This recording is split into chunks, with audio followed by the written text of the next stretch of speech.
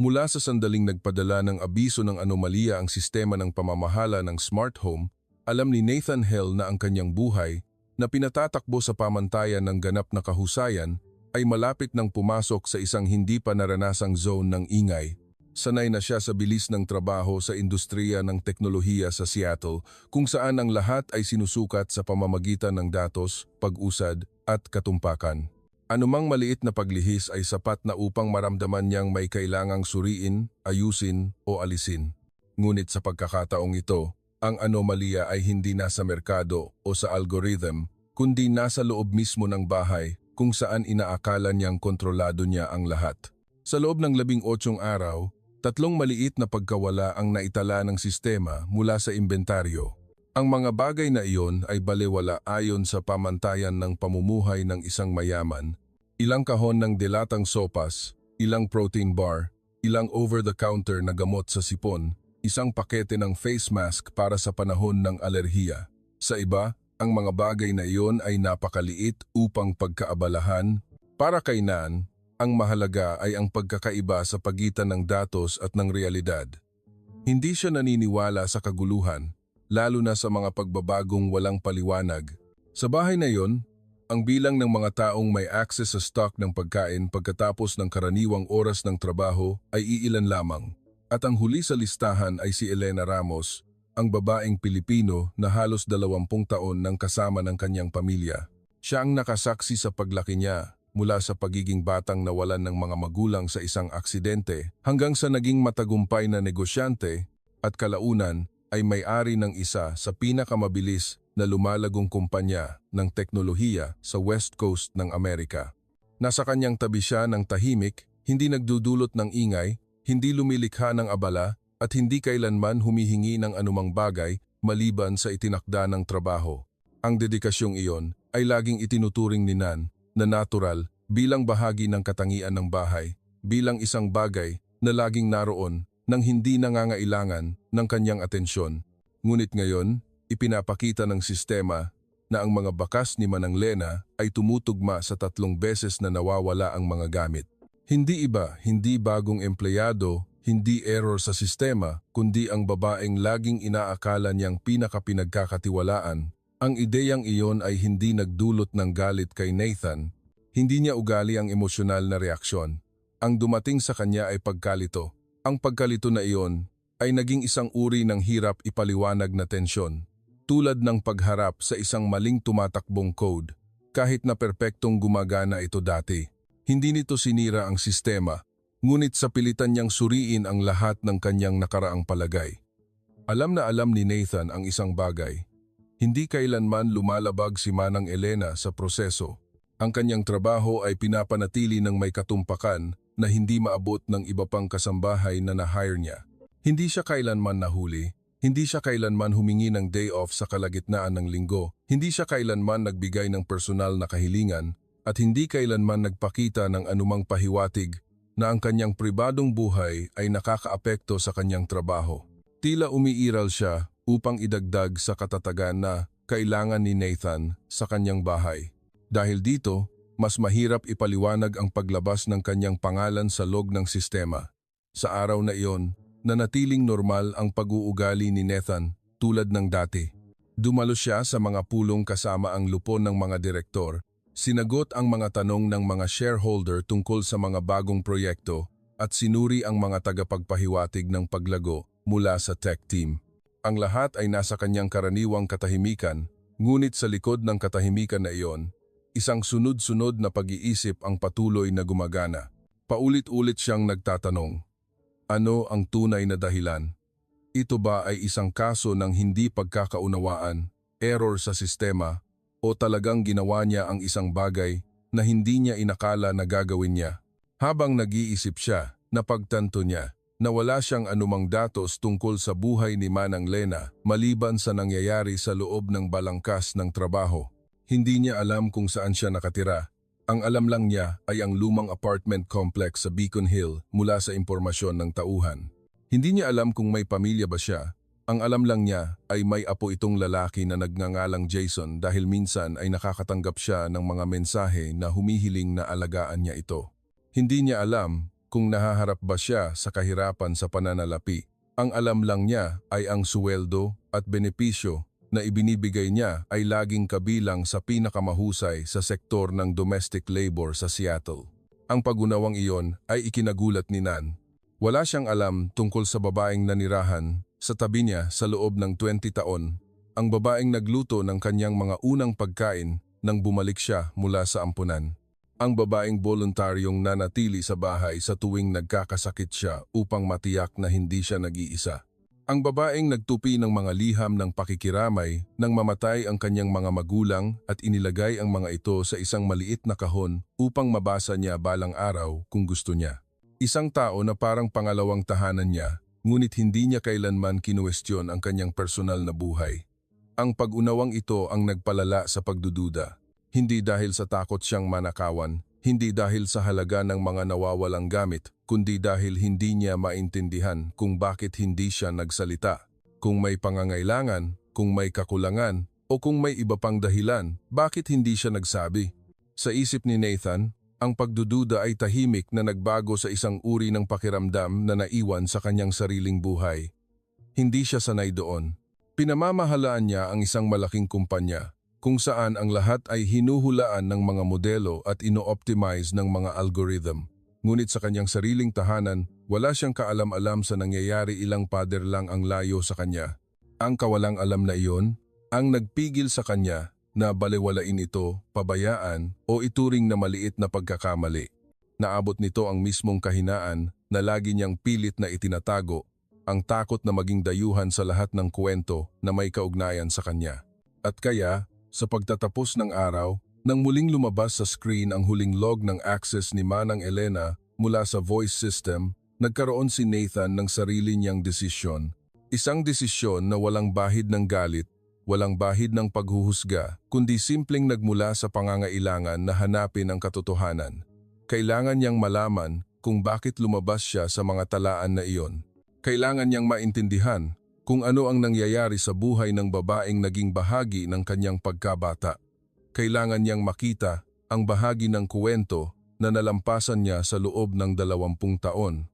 At sa sandaling iyon, kahit hindi niya binibigkas, alam niya na ang paglalakbay na ito sa paghahanap ng katotohanan ay magbubukas ng pinto sa mga bagay na hindi niya kailanman inihanda na harapin. Nang magpasya siyang sundan upang makahanap ng sagot, naunawaan ni Nathan na pumapasok siya sa teritoryo na lagi niyang iniiwasan, ang pribadong buhay ng iba. Ngunit ang pag-iwas na iyon ay hindi na angkop. Ang pagkawala ng mga gamit, bagaman maliit, ay nagbukas ng isang tanong na mas malaki kaysa sa anumang pagsukat ng datos. At sa isang maulan na gabi sa Seattle, sinimulan niya ang kanyang paglalakbay upang i-decode ang lohika na naputol sa loob ng kanyang sariling bahay. Ang huling bahagi ng araw ay dumaan ng mas mabagal kaysa karaniwan. Ginugol niya ang buong hapon sa opisina, tinatapos ang mga ulat sa pinakamababang kinakailangan at nagpapadala ng maikling tagubilin sa tech team. Walang nakapansin ng anumang kakaiba sa kanya. Siguro dahil siya ay laging isang taong hindi gaanong nagbabahagi at nagpapanatili ng matatag na ritmo ng trabaho, hindi kailangang magtaas ng boses, hindi kailangang magpakita, dumiretso lang sa punto. Ngunit sa ilalim ng kalmadong iyon, ang kanyang pag-iisip ay patuloy na umiikot sa mga linya ng log na lumabas sa sistema ng inventaryo. Para silang mga linya ng code na ginulo, hindi nagdudulot ng malaking error, ngunit lumilikha ng pakiramdam na kailangang suriin muli mula sa simula. Bagaman ayaw niyang aminin, naramdaman ni Nathan na ang pagdududa ay hindi lang nakatuon sa isang taong kasama ng kanyang pamilya sa loob ng maraming taon, kundi pati na rin sa kanyang sarili. Nagsimula siyang mapagtanto na ang kanyang pag-unawa sa buhay ni Manang Lena ay humihinto lamang sa loob ng bahay at sa mga gawain na laging ginagawa niya ng tumpak. Hindi niya alam kung anong oras siya karaniwang umalis ng bahay, hindi niya alam kung saan siya umuuwi pagkatapos ng kanyang shift, hindi niya alam kung sino ang nakikita niya o kung ano ang hinaharap niya sa labas ng trabaho. Ang alam lang niya ay may apo siya, na nakatira siya sa isang simpleng apartment complex at madalas siyang nakakatanggap ng mga mensahe mula sa paaralan kapag may biglaang aktibidad ang bata. Ang mga hiwa-hiwalay na impormasyon na iyon ay hindi sapat upang mabuo ang isang kumpletong larawan. Nang ang orasan sa kotse ay nagpakita ng lampas 10 p.m., umalis siya sa kapitbahayan sa Queen Anne Hill sakay ng kanyang pamilyar na kotse. Inalala ang karaniwang oras ng pag-alis ni Manang Lena. Naniniwala siyang kung gusto niyang maunawaan ang katotohanan, kailangan niyang obserbahan mismo. Maaaring bigyan siya ng smart system ng mga numero, ngunit hindi nito mabibigyan siya ng konteksto, lalo na ang dahilan. Ang daan patungo sa Rar Valley ay mas mahaba kaysa sa naaalala niya. Marahil dahil bihirang siyang magmaneho sa lugar na iyon. Hindi iyon bahagi ng orbit ng pamumuhay ng mga tao sa kanyang uri. Karamihan sa mga residente roon ay mga imigrante, mga pamilyang nagtatrabaho, mga bagong dating sa Amerika na wala pang matatag na kalagayan. Mga taong ang agwat ng ekonomiya ay hindi sinasadyang nagtulak sa kanila palabas sa paningin ng mga nakatira sa mga burol sa hilagang bahagi ng lungsod. Ngunit ngayon, si Nan ay pumasok ng malalim sa lugar na iyon na para bang naghahanap ng bahagi ng sagot na hindi niya kailanman naisip dati. Pagkatapos ng isang daanan, sa ligtas na distansya, napagtanto niya na ang destinasyon ay hindi ang sariling bahay ni Manang Lena, kundi isang luma at mapagkalinga na community center. Hindi niya kailanman narinig na binanggit niya ang lugar na ito.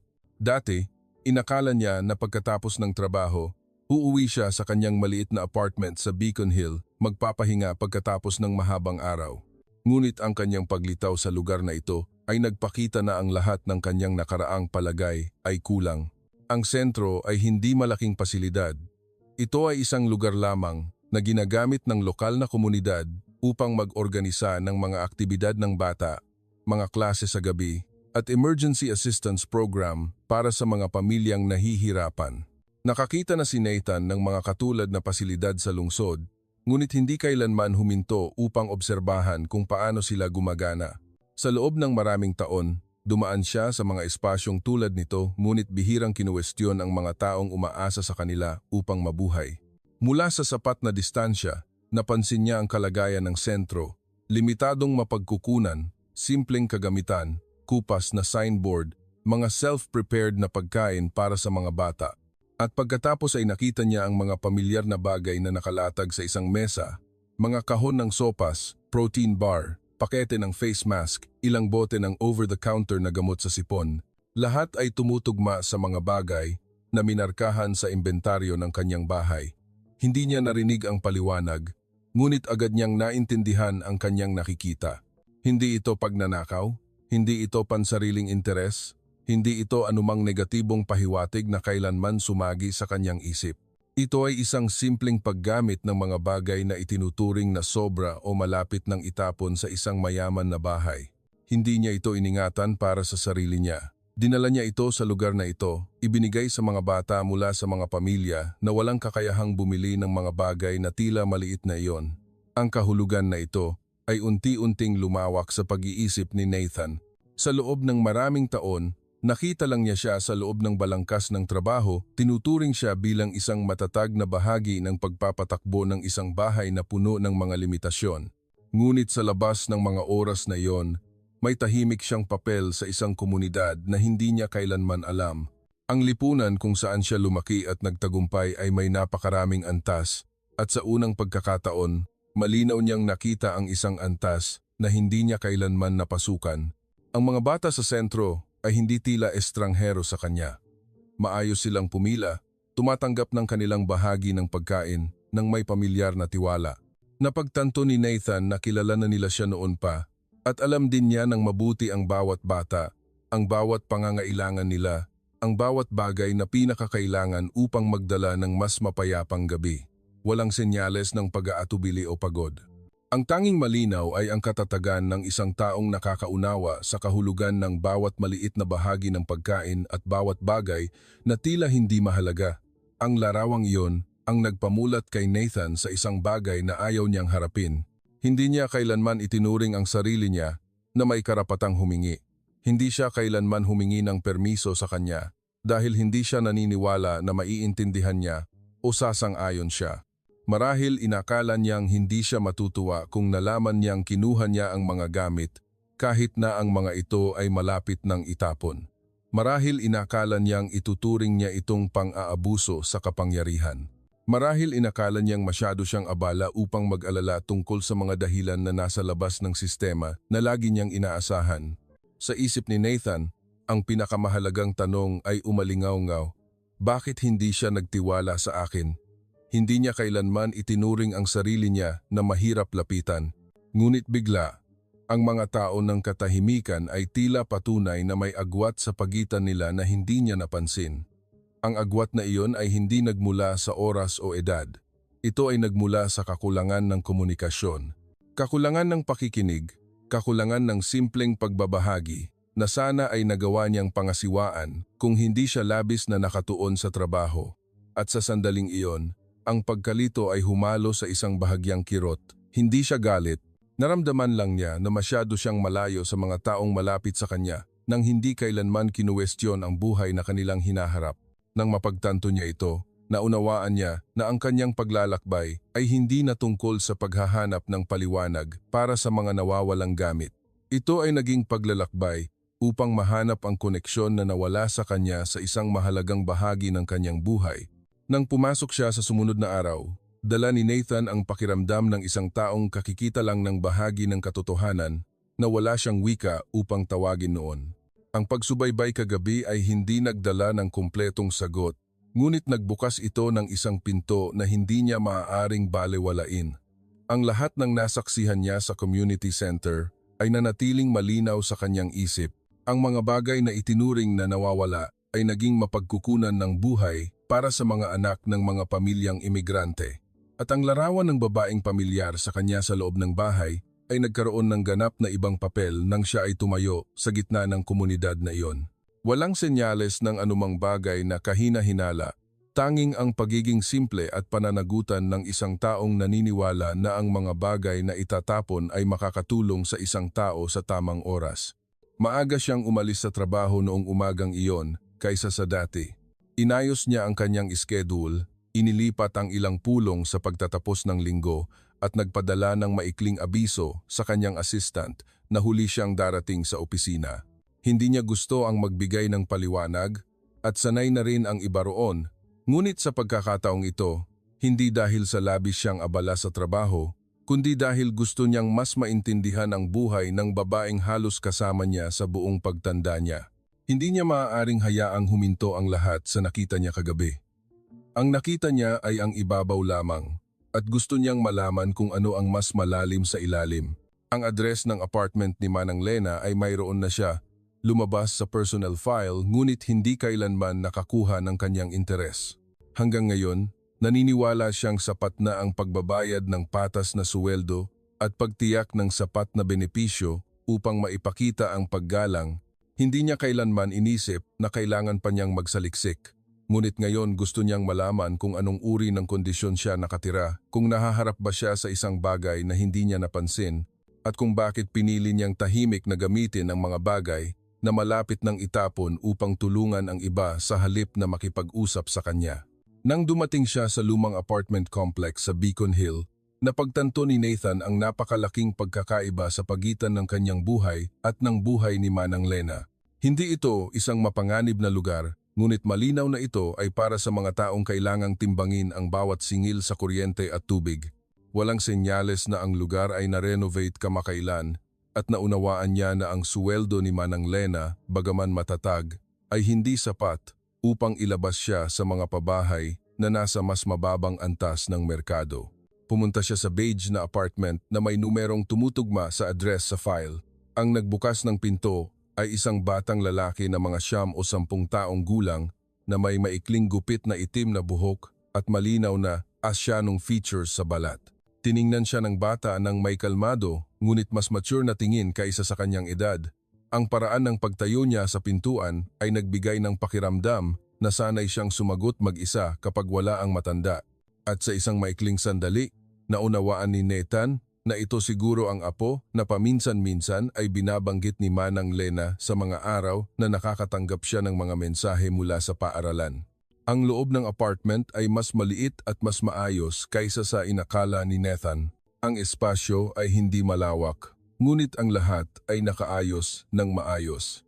Sa dining table ay may ilang medical documents na nakalagay sa tabi ng isang bag ng household medicines At sa sulok ng cabinet ay may tumpok ng mga papeles na tila mga billing statements ng paggamot, insurance papers, at reminder notes mula sa ospital. Napagtanto niya na hindi ito mga ordinaryong papel. Malamang na ang bata ay dumaranas ng isyu sa kalusugan na nangangailangan ng regular na pagsubaybay.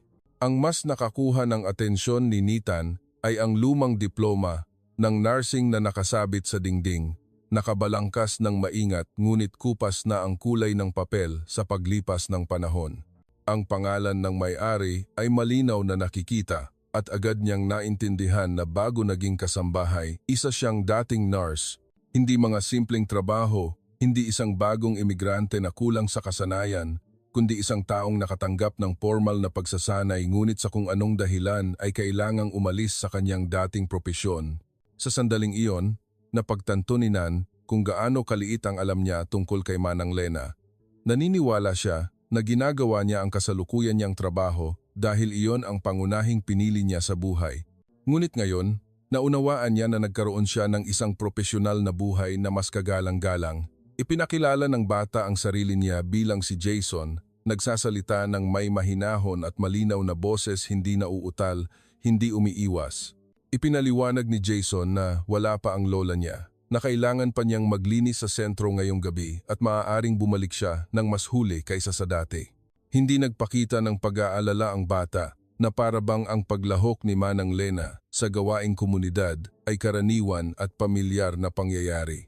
Sinabi pa ni Jason na laging sinusuri ni Manang Lena ang expiration date bago magdala ng anumang bagay sa sentro, na hindi siya kailanman gumagamit ng mga bagay na hindi pa nasuri, na kinukuha lang niya ang mga bagay na sinabi ng mga tao na itatapon na. Sa pagdinig ng mga salitang iyon, naramdaman ni Nathan na parang may nagtatanggal ng bawat layer ng panlabas na anyo na laging itinuturing niyang default, naglalantad ng bahagi ng katotohanan na hindi niya kailanman naobserbahan. Hindi siya isang taong nangangailangan ng personal na gamit. Hindi rin siya isang taong lihim na nagtatago ng anumang bagay. Ang lahat ng ginawa niya ay para sa iba. Para sa kanyang apo na nangangailangan ng gamot at ligtas na espasyo upang manirahan. Para sa mga bata sa sentro na nangangailangan ng masustansiyang pagkain. Para sa komunidad ng mga pamilyang nagtatrabahong imigrante na nangangailangan ng bawat maliit na tulong. Ang mga medical documents na nakalagay sa mesa ay nagkumpirma na ang kalagayan sa kalusugan ni Jason ay hindi lamang simpleng sipon.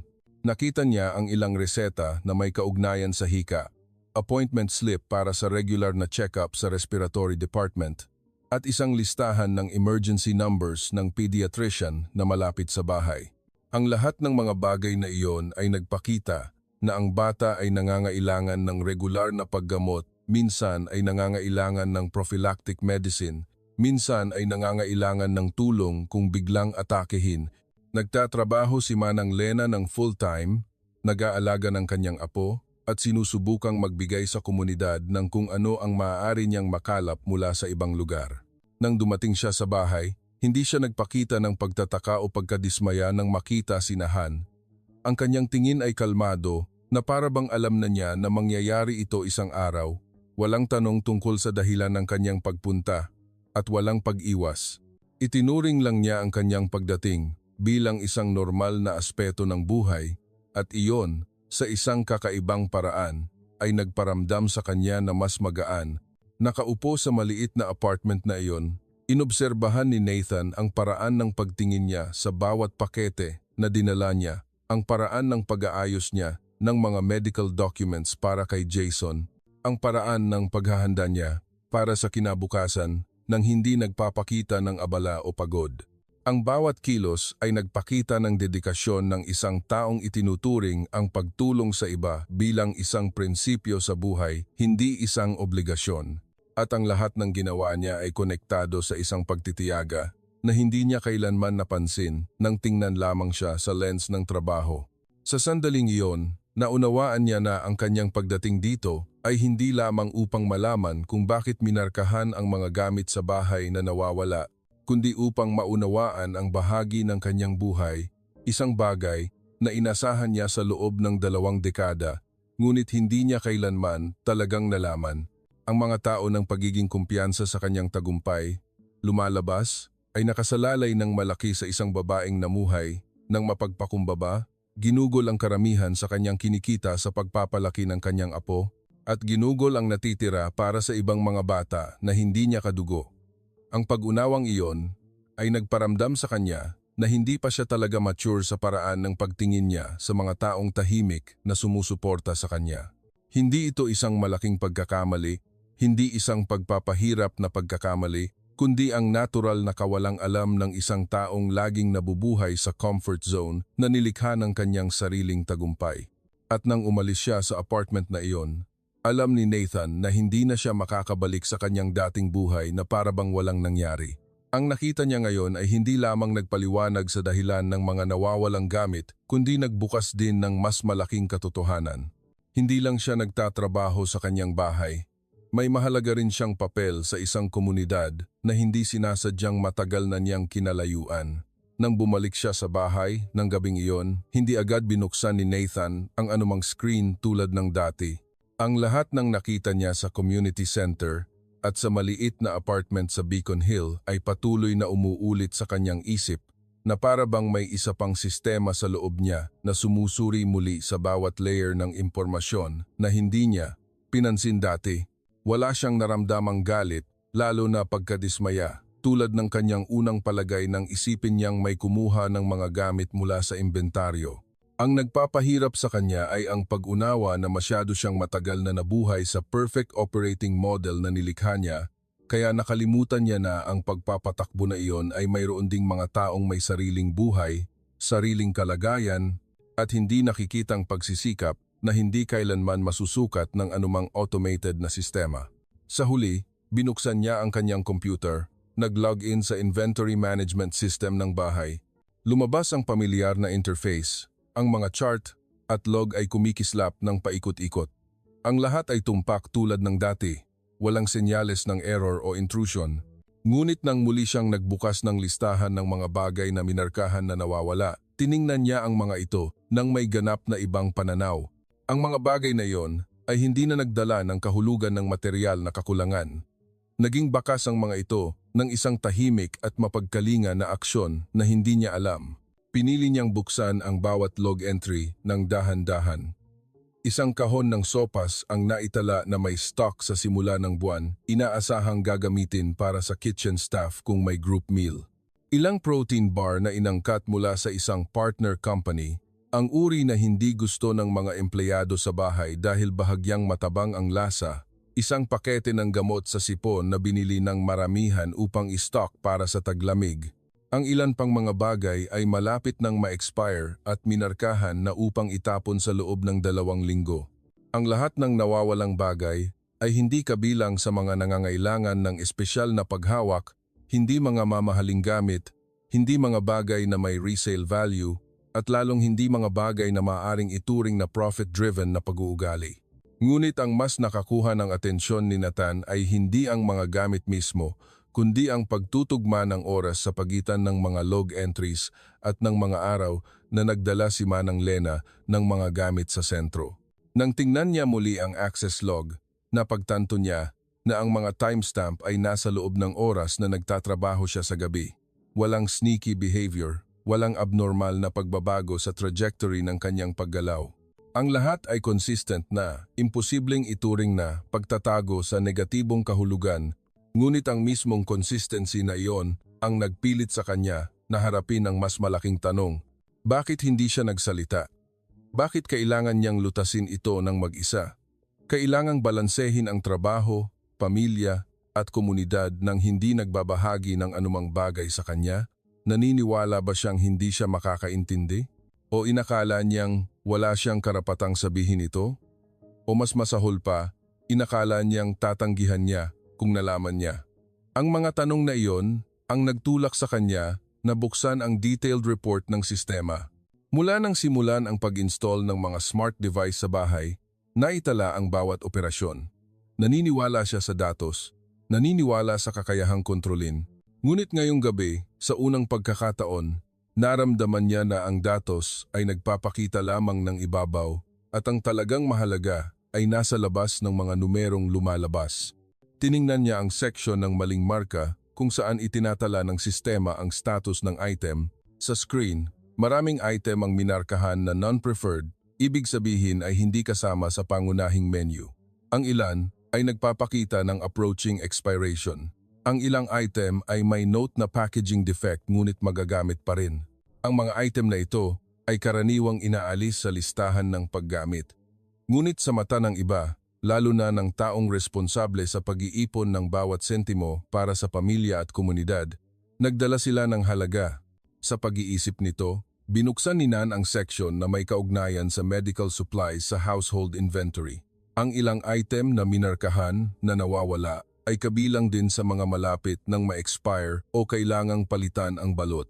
Ang mga bagay na ito na itinuturing na hindi na sapat na pamantayan sa isang mayaman na pamilya ay hindi nangangahulugang walang silbi para sa mga walang ibang pagpipilian.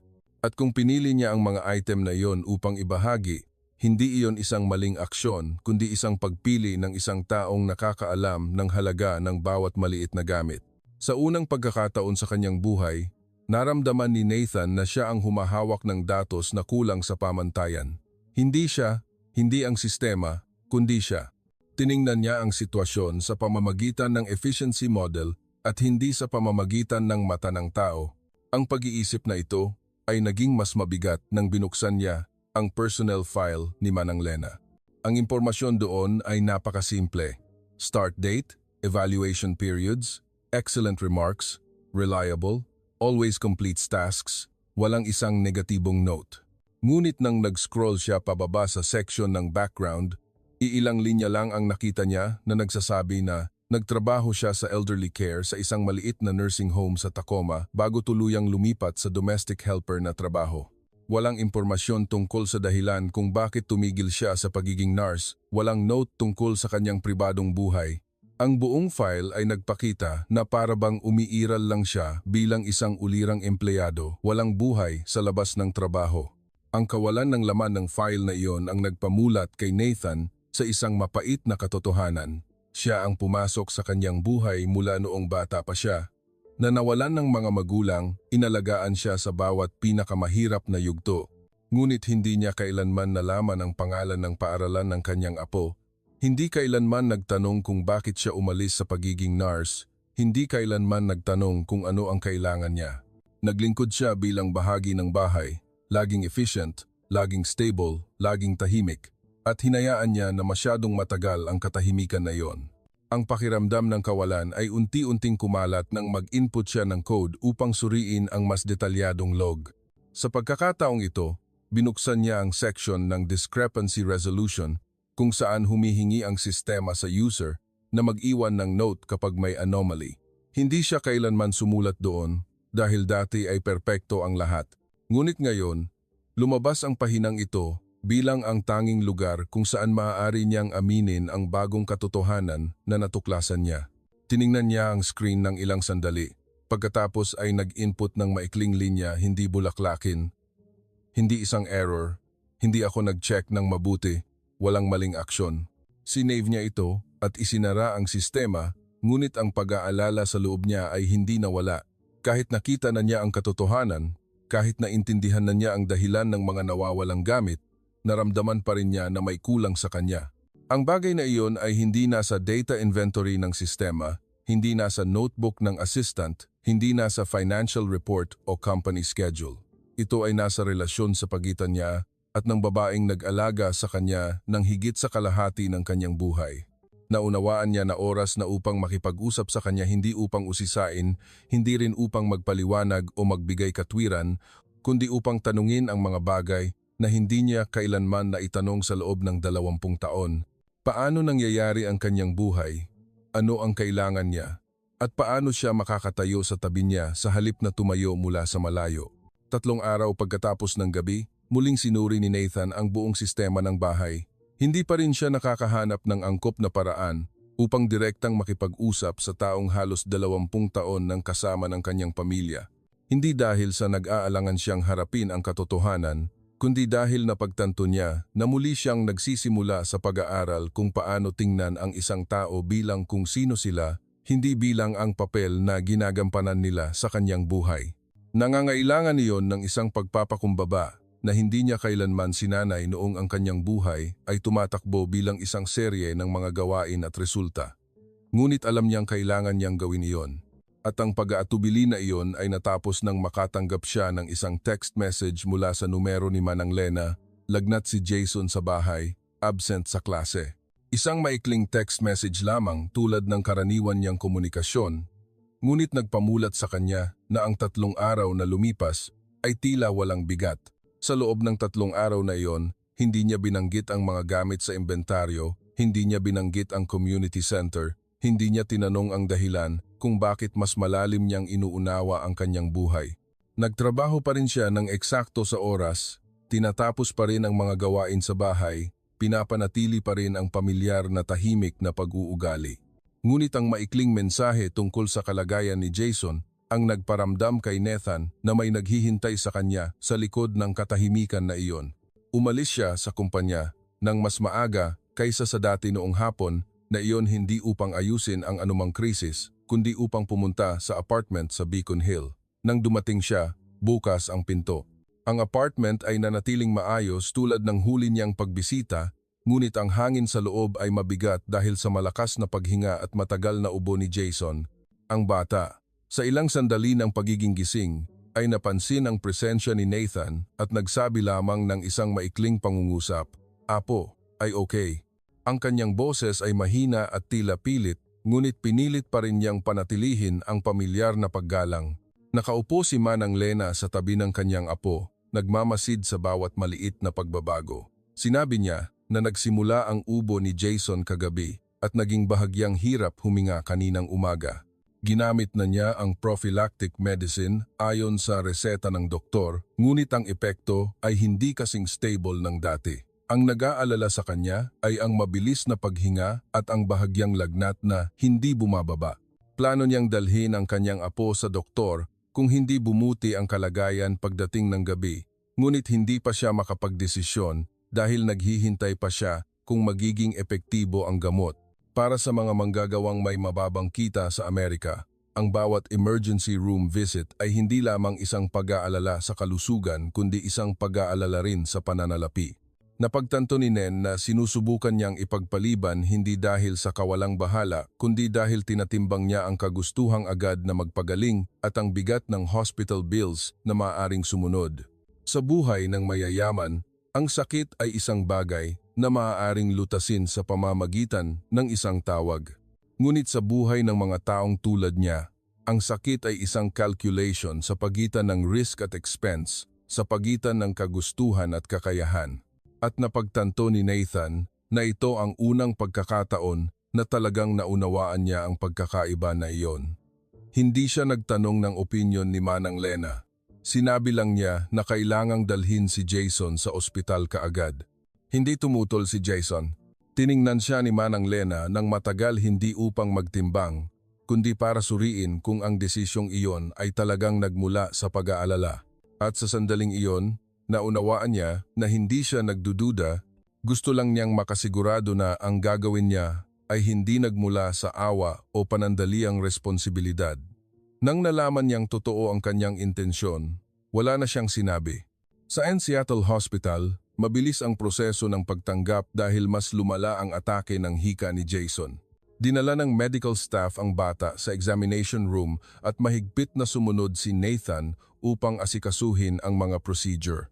Pinili ni Manang Lena na umupo sa waiting area, hindi nanggugulo, hindi nagpapakita ng pag-aalala sa labas.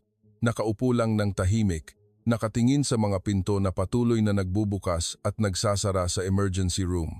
Para sa mga taong nagtrabaho sa healthcare tulad niya, ang pag-aalala ay hindi nakasalalay sa kaguluhan ng ospital kundi sa paghihintay ng balita mula sa mga doktor.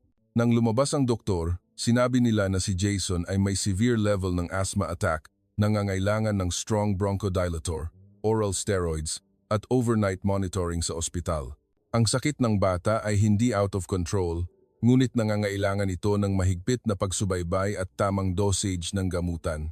Napagtanto ni Nathan na pamilyar na si Manang Lena sa mga medical term na iyon, hindi na kailangan ng sinuman na magpaliwanag. Dahil dito, mas napaisip siya tungkol sa panahon na kailangan niyang umalis sa nursing field. Ang bahagi ng financial procedure ng ospital ay inasikaso agad ni Nathan nang hilingin sa kanya na pumirma sa mga papel. Walang komplikado para sa kanya.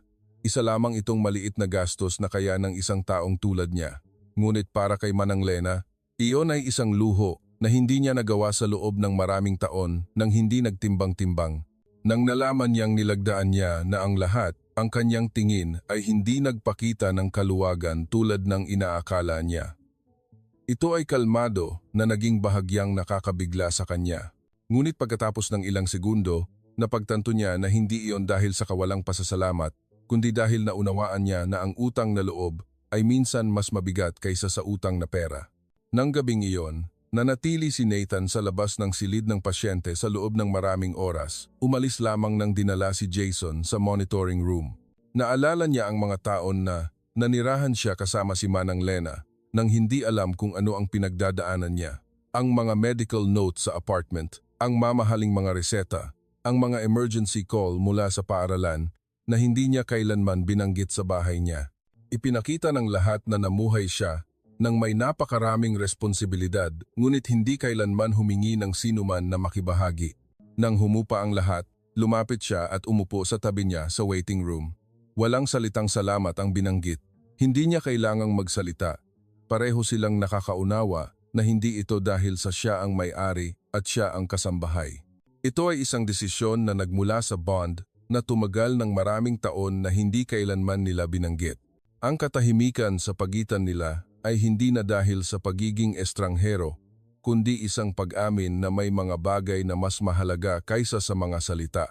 Sa katahimikan na iyon, napagtanto ni Nathan na hindi lang siya tumulong sa isang bata na makaligtas sa isang critical attack. Nagsimula siyang pumasok sa mundo na matagal nang kinabibilangan ni Manang Lena, isang mundo na hindi niya kailanman nakita dahil masyado siyang mataas at malayo. At alam niya na ito pa lang ang simula ng paglalakbay na kailangan niyang tahakin hindi upang magbayad sala, kundi upang magsimulang umunawa. Talagang umunawa. Ang babaeng matagal nang nakatayo sa tabi niya nang hindi kailanman humingi ng anuman para sa sarili niya. 3 araw matapos mailipat si Jason sa stable treatment room, hindi pa rin bumabalik si Nathan sa normal niyang ritmo ng trabaho. Napansin na ito ng mga tao sa kumpanya, mula sa tech team hanggang sa project management department. Ang kanyang pagliban sa mga regular na pulong ay bihirang nangyayari. Sanay ang mga tao na makita siyang dumarating sa oras, mapagpasyahan, matalas sa pagsusuri ng sitwasyon at humihingi ng katumpakan sa bawat detalye. Kaya't nang ipahayag niya ang pansamantalang pagbabago ng meeting schedule ng walang dahilan, nagsimulang lumabas ang maliliit na pag-uusap sa pasilyo. May ilang nag-iisip na nagpo-focus siya sa isang tahimik na transaksyon. Ang iba naman ay nag-iisip na naghahanda siya upang ilipat ang kumpanya sa isang bagong yugto. Walang sinuman ang makakaisip na ang tunay na dahilan ay nagsimula sa isang batang nakahiga sa ospital at isang tahimik na babae na halos wala silang alam maliban sa kanyang titulo.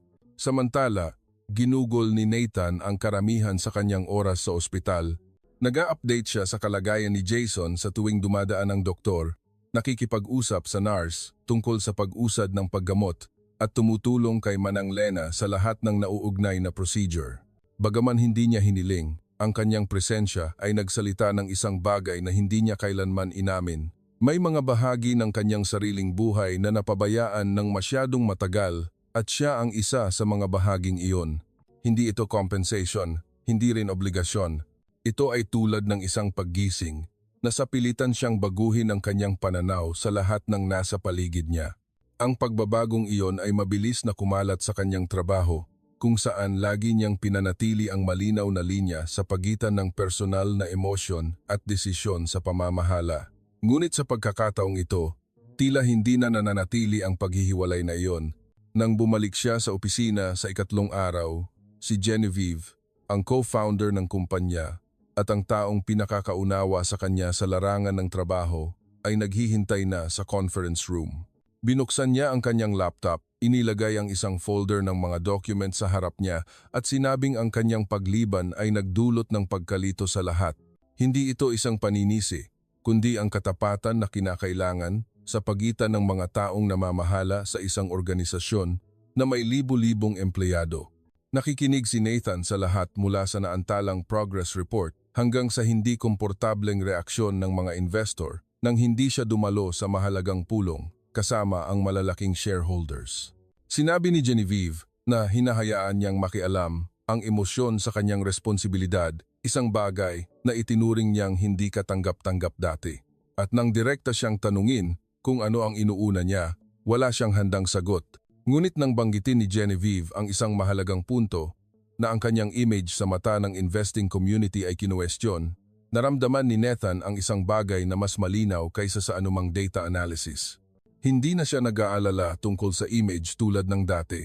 Hindi dahil sa minamaliit niya ang kumpanya o pinabayaan ang kanyang responsibilidad, kundi dahil naunawaan niya na ang image na iyon ay laging kulang sa isang bahagi ng humanity na kailangan niyang idagdag upang maging isang decent person bago maging isang magaling na leader.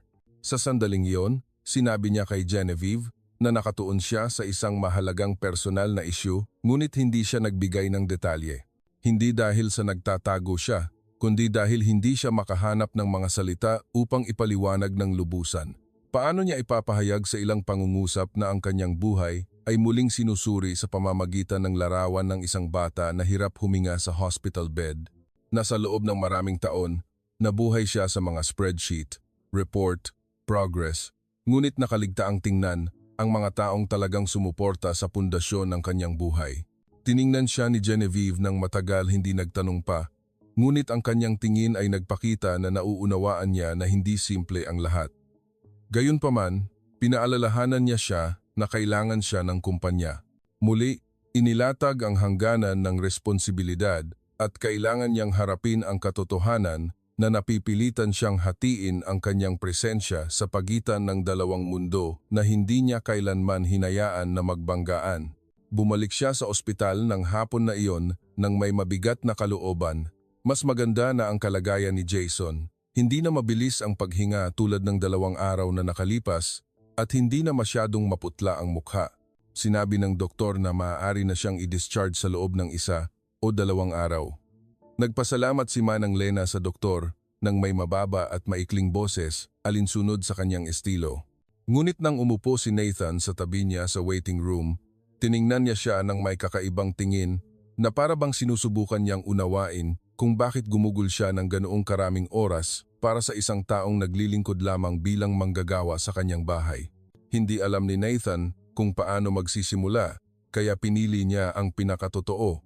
Nagkuwento siya tungkol sa system check sa kanyang bahay, tungkol sa pag-unawa na ang mga nawawalang gamit ay hindi dahil sa pagkakamali niya, kundi dahil sa rigidity ng sistemang binuo niya. Sinabi niyang pumunta siya sa sentro at nakita ang mga bata na tumatanggap ng bawat maliit na bahagi ng pagkain mula sa mga gamit na iyon.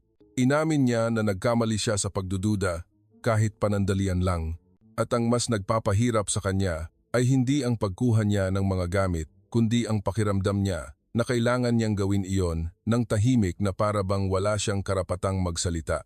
Walang accusation, walang paninisi. Tanging isang tahimik na paghingi ng tawad na inilagay sa konteksto ng 2 tao na matagal nang nabubuhay ng may napakalaking invisible distance sa pagitan nila. Tahimik siyang nakinig at nang sinabi ni Nathan na gusto niyang gumawa ng mas higit pa para sa kanya at kay Jason, lumambot ang kanyang tingin.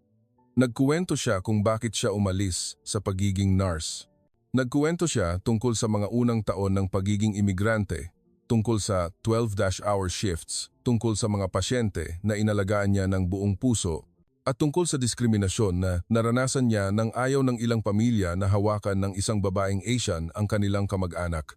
Nagkuwento siya tungkol sa maagang pagkamatay ng mga magulang ni Jason, tungkol sa congenital asthma ng kanyang apo at ang madalas na pagpunta niya sa ospital.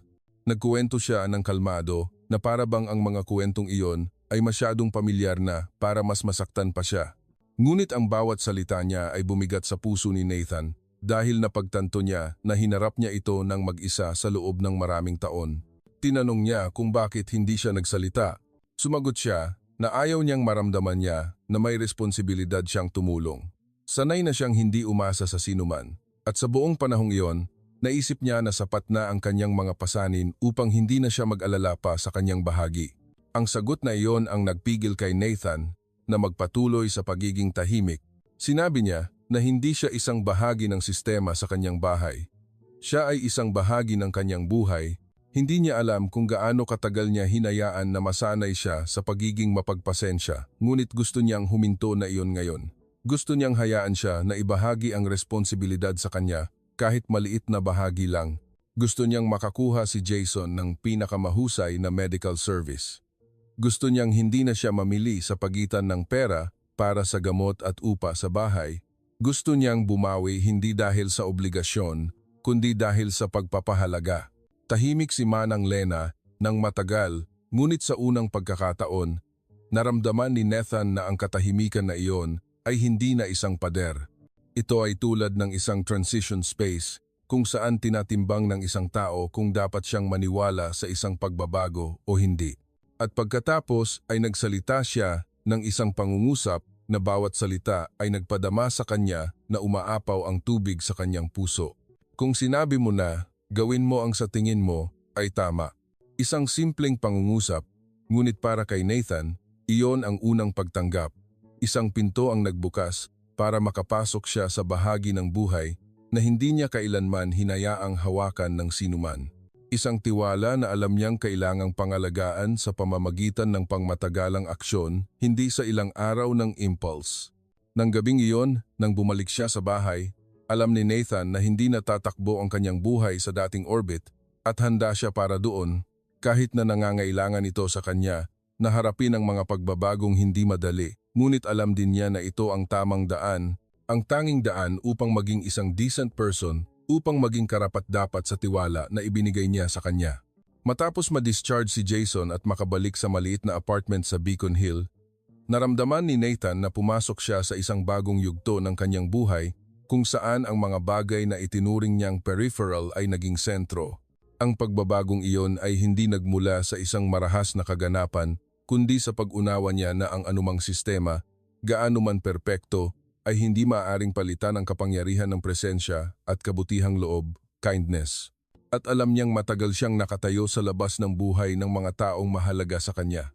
Ngayon, gusto niyang itama iyon. Kahit alam niyang ang bawat pagbabago ay nangangailangan ng pasensya, pagpapakumbaba at isang tiwala na kailangan niyang itayo ng unti-unti. Sa unang araw na bumalik si Jason sa community center, sumama si Nathan sa bata at kay Manang Lena hindi bilang supervisor o philanthropist, kundi bilang isang taong gustong maunawaan kung ano talaga ang nangyayari sa isang komunidad na hindi niya kailanman aktibong pinasok dati. Nakasuot siya ng ordinaryong damit, hindi nagdala ng assistant o mga business documents tulad ng dati. Nagdala lang siya ng ilang aklat pambata at isang bag ng snacks para sa weekend reading session. Mas masigla ang sentro kaysa sa huli siyang nagtago at nag-obserba. May ilang volunteer na nag-aayos ng mga aklat sa shelf. May ilang magulang na nag-uusap sa sulok ng silid. Habang ang mga bata ay nagtatakbuhan papunta kay Jason, nagtatanong tungkol sa mga araw na nasa ospital siya. Ang nakakuha ng atensyon ni Nathan ay hindi ang ingay, kundi ang natural na pagiging malapit sa pagitan ng lahat. Hindi nila kailangang malaman kung sino ang mayaman, sino ang mahirap, sino ang may degree, sino ang wala. Ang kailangan lang nilang malaman ay ang bata sa harap nila ay nangangailangan ng pangangalaga at pagmamahal mula sa komunidad. Nang kusang tumulong si Nathan sa pag-aayos ng tumpok ng mga lumang aklat sa mesa, tiningnan siya ng isang babaeng nasa katanghaliang gulang ng may pagdududa. Nakita na niya siya dati, ngunit mula sa malayo lang. Sa kanyang mata, siya ay isang taong lumalabas sa luxury car, nakasuot ng suit at walang dahilan upang pumasok sa isang maliit na sentro na tulad nito. Tinanong niya kung siya ba ang bagong volunteer. Bahagyang tumawa si Nathan at sumagot na hindi pa rin niya alam kung ano siya. Ang alam lang niya ay gusto niyang naroon at handang gawin ang anumang kailangan. Tiningnan siya ng babae ng may pag-aalinlangan, ngunit matapos niyang marinig si Manang Lena na ipakilala siya bilang miyembro ng pamilya, lumambot ng bahagya ang tingin niya. Sa mga lugar na tulad nito, Mas mahalaga ang endorsement ng taong pinagkakatiwalaan nila kaysa sa anumang business card. Sa reading session noong araw na iyon, biglang itinalaga si Nathan na mamuno sa isang grupo ng mga bata.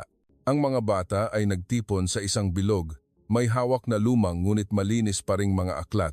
Pumili siya ng isang aklat tungkol sa solar system at nagsimulang magbasa. Sa simula ay nag-aalangan siya dahil hindi pa siya nakapagbasa ng kwento para sa mga bata sa labas ng kanyang pamilya. Ngunit nang inihilig ni Jason ang kanyang ulo at ngumiti, naunawaan niyang tama ang kanyang ginagawa. Ang mga bata ay nakikinig ng maingat, may ilang masigasig na nagtatanong tungkol sa iba't ibang planeta. Sumagot siya sa abot ng kanyang kaalaman at napagtanto niyang labis siyang nag-enjoy kaya hindi niya namalayan ang oras. Sa kalagitnaan ng session, hinila ng isang maliit na babae ang kanyang damit at nagtanong kung siya ba ang tatay ni Jason. Ang tanong ay nagpahinto sa kanya sa loob ng isang segundo, ngunit sumagot siya ng may lubos na katapatan. Hindi siya ang tatay, kundi isang malaking kaibigan na pinagkakatiwalaan niya. Tumango ang bata na parang mas matanda pa sa edad niya at pagkatapos ay tumakbo upang ipagyabang sa kanyang mga kaibigan na may isang mabait na big friend si Jason. Hindi alam ni Nathan kung bakit labis siyang gumaan sa sinabing iyon. Ngunit marahil dahil iyon ang unang pagkakataon na naramdaman niyang konektado siya sa mga tao doon, hindi sa pamamagitan ng papel o titulo, kundi sa pamamagitan ng presensya. Sa pagtatapos ng session, nang nagliligpit ang lahat ng mesa at nagbabahagi ng snacks, inanyayahan siya ng isang grupo ng mga volunteer na umupo upang mag-usap. Tinanong nila kung plano niyang sumali ng regular dahil kailangan nila ng mas maraming matatanda na may kakayahang magturo at tumulong sa mga bata sa after-school program. Sumagot si Han na handa siya, ngunit gusto niyang pakinggan muna kung ano ang kanilang mga kahirapan bago magmungkahi ng anumang pagbabago. Ikinuwento ng isang batang volunteer na ang sentro ay kulang sa funding at maaaring kailanganing bawasan ang ilang aktibidad. Wala silang sapat na bagong aklat at minsan ay kulang sa snacks para ibahagi sa lahat ng bata. Sinabi ng isa pa na sa ilang weekend, wala silang sapat na matatanda upang pamahalaan ang mga grupo kaya kailangan nilang pagsamahin ang iba't ibang edad na nagpapahirap sa pagiging epektibo ng aktibidad. Ang mga salitang iyon ay nagpaalala kay Nathan ng mga pulong sa kumpanya kung saan pinag-uusapan ang milyon-milyong dolyar para sa mga investment project nang walang nagbabanggit ng mga maliliit na kakulangan na tulad nito. Mga kakulangan na maaring magdulot sa isang bata na makaligtaan ng pagkakataon na mag-aral o magkaroon ng sapat na pagkain. Nakikinig siya sa lahat, nagtanong ng ilang karagdagang tanong, at nangakong maghahanap siya ng paraan upang tumulong ng hindi nanghihimasok sa kasalukuyang operating model. Ang mga tao roon ay hindi nangangailangan ng sinuman na dumating at baguhin ang lahat ayon sa pananaw ng tagalabas. Ang kailangan lang nila ay isang tao na tutulong sa kanila na panatilihin ang kanilang kasalukuyang binuo. Nang umalis siya sa sentro ng araw na iyon, tumakbo si Jason upang bigyan siya ng isang drawing. Sa larawan ay may isang lalaki na nakatayo sa tabi ng isang grupo ng mga bata na may hawak na aklat. Sa ibabaw nila ay may mga sulat kamay na salita, mga nagbabasa ng aklat tuwing Sabado. Matagal na tiningnan ni Nathan ang larawan, naramdaman na ang buong mundo na hindi niya pinansin dati ay bumubukas sa harap niya. Inilagay niya ang drawing sa kanyang bulsa nang may pakiramdam na ito ay isa sa mga pinakatapat na regalo na natanggap niya. Pagkatapos ng session na iyon, patuloy siyang bumalik sa sentro.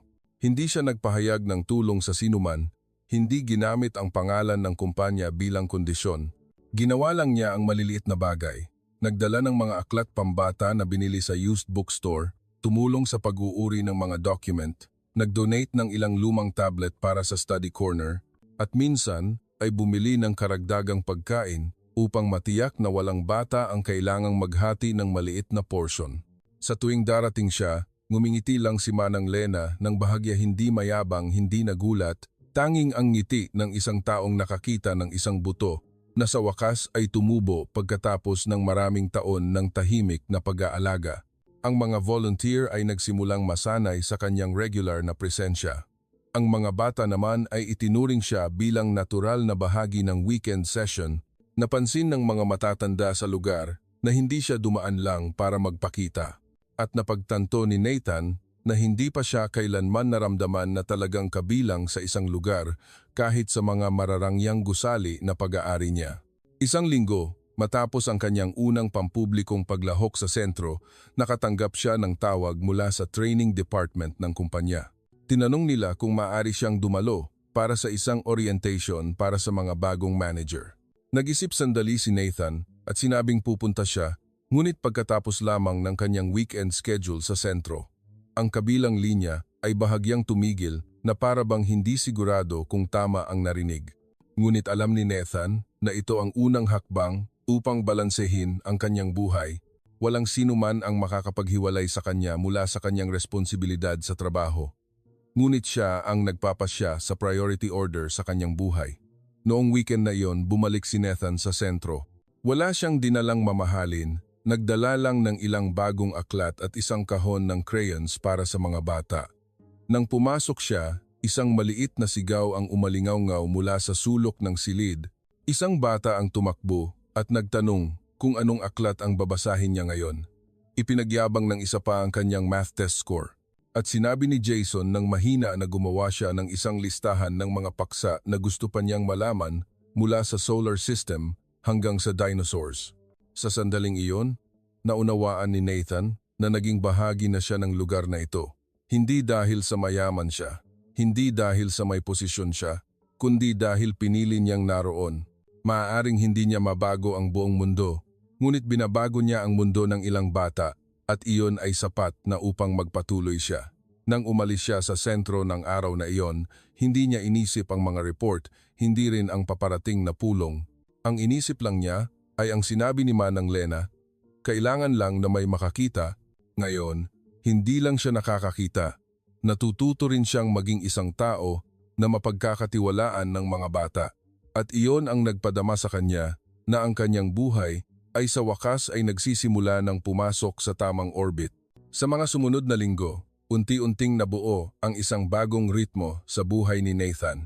Hindi ang pamilyar na ritmo ng patuloy na mga pulong o mga plan sheet na puno ng mga metrics, kundi isang ritmo na naghalo sa responsibilidad sa pamumuno at sa presensya sa isang komunidad na inakala niyang hindi nauugnay sa kanya. Ang mga umaga ay nagsimula pa rin sa pagsusuri sa kalagayan ng kumpanya, pagsagot sa mahahalagang email, pakikipag-usap sa executive team.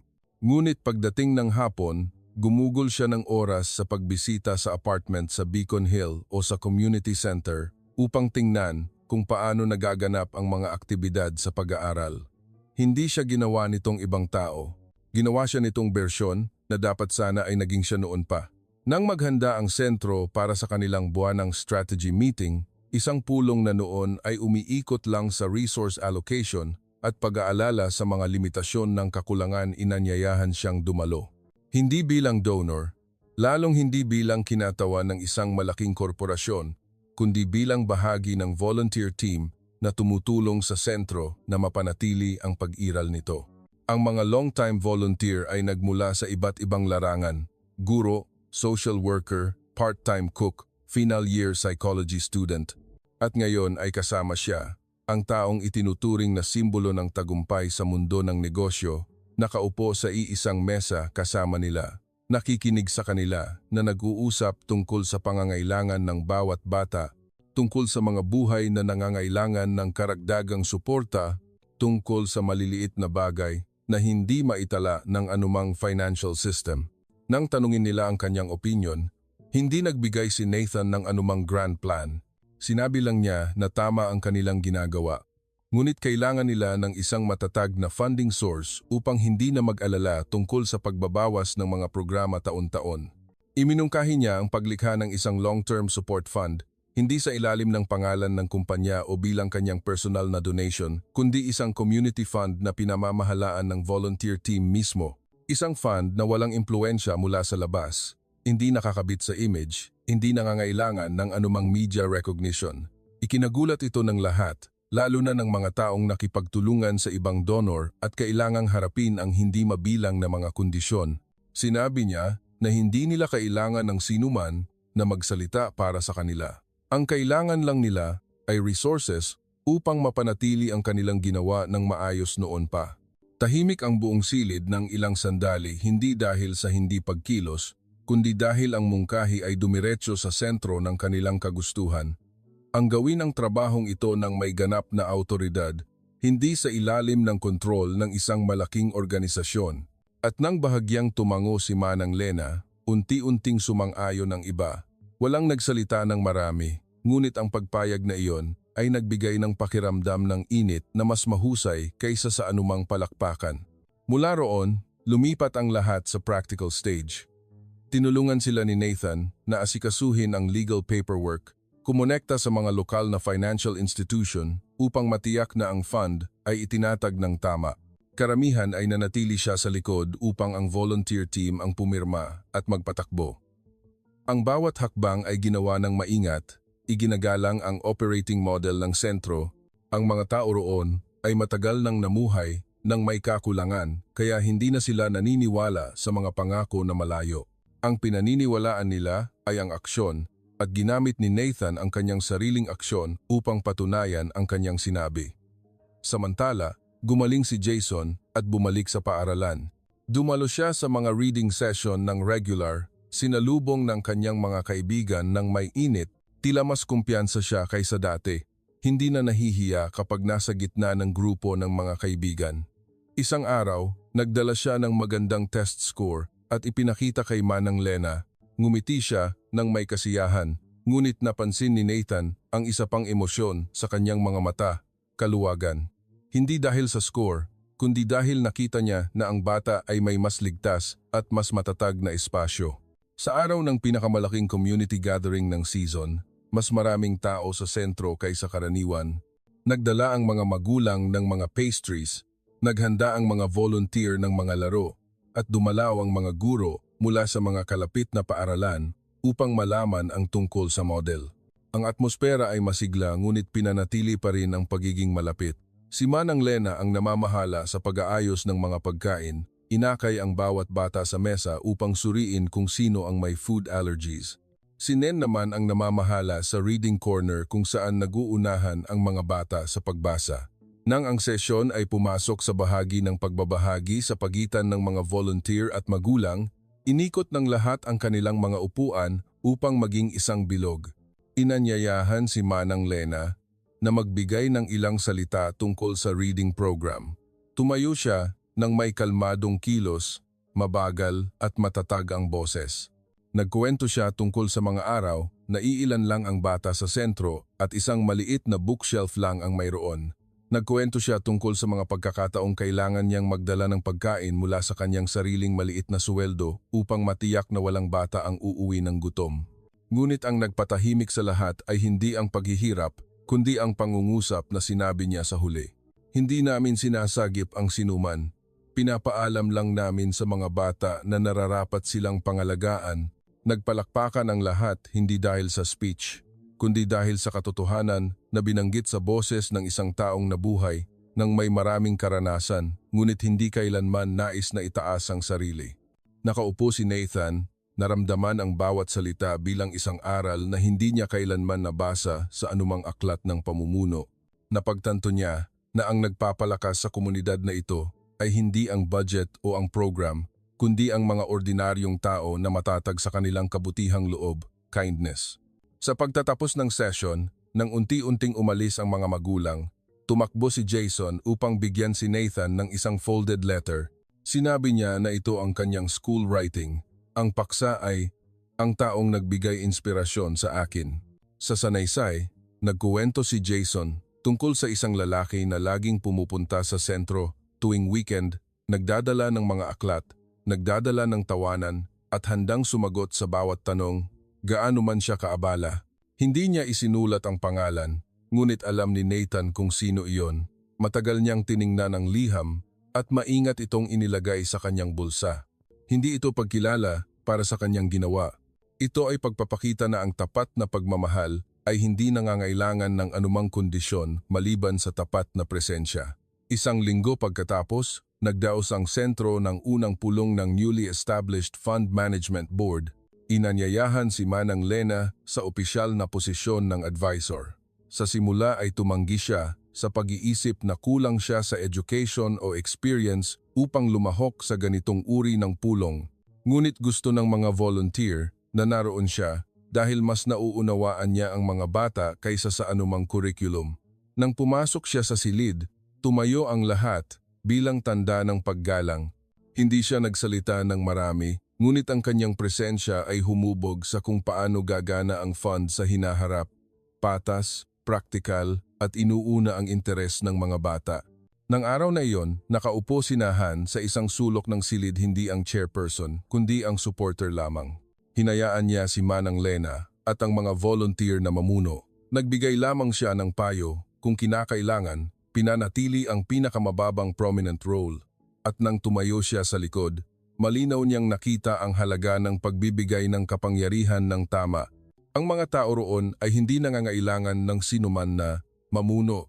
Ang kailangan lang nila ay isang taong magtitiwala sa kanila ng sapat upang bigyan sila ng mga tool. Nang matapos ang pulong, lumapit siya kay Nathan. Nagpasalamat siya hindi para sa fund o financial support, kundi dahil nakita niya ang isang bagay na hindi niya inakala na makikita ng sinuman, ang pagsisikap ng mga taong tahimik na nag-aalaga sa komunidad na ito. Sumagot siya na hindi niya kailangang magpasalamat. Ginawa lang niya ang isang bagay na dapat sana ay ginawa na niya noon pa. Nang ihatid ni Nathan at Manang Lena si Jason pauwi, dumaan sila sa maliit na parke sa tabi ng complex. Naglalaro ang mga bata ng bola, may ilang matatanda na nag-uusap sa bench. Ang simpleng tanawin na iyon ang nagpadama sa kanya ng isang bagay na hindi niya kailanman napansin sa mga taon ng pamumuhay sa gitna ng glamour ng lungsod. Minsan, ang halaga ng isang buhay ay hindi nakasalalay sa malalaking bagay na naitala sa resume, kundi sa maliit ngunit matatag na epekto na iniiwan nila sa mga nakapaligid sa kanila. Bago maghiwalay, tumingin si Manang Lena sa kanya at sinabing hindi laging nagbibigay ng pagkakataon ng buhay upang magsimulang muli. Ngunit kung mapalad na magkaroon, ang tanging kailangan lang gawin ay mamuhay ng karapat-dapat. Ngumiti si Nathan. Naunawaan niya na eksakto siyang nakatayo kung saan siya nararapat, hindi dahil sa itinulak siya ng tadhana, kundi dahil pinili niyang makinig sa kanyang puso sa unang pagkakataon matapos ang maraming taon ng pakikinig lamang sa lohika. Nang gabing iyon, nang bumalik si Nathan sa bahay at buksan ang kanyang work journal, hindi siya nagsulat ng mga business plan o bagong proyekto. Sumulat siya ng isang maikling linya na alam niyang matagal siyang sasamahan. Walang sinuman ang napakalaki, kaya hindi na kailangang matutong tingnan ang iba ng may kabutihang loob. At nang isara niya ang journal, naunawaan niya na may mga bagay sa mundo na hindi masusukat ng tagumpay o kabiguan. Masusukat lang ang mga ito sa kung paano tayo nagpapagaan sa buhay ng isang tao kahit kaunti lang at sa pinakamalalim na antas. Iyon ang paraan kung paano natagpuan ng isang tao ang tunay na halaga sa kanyang paglalakbay.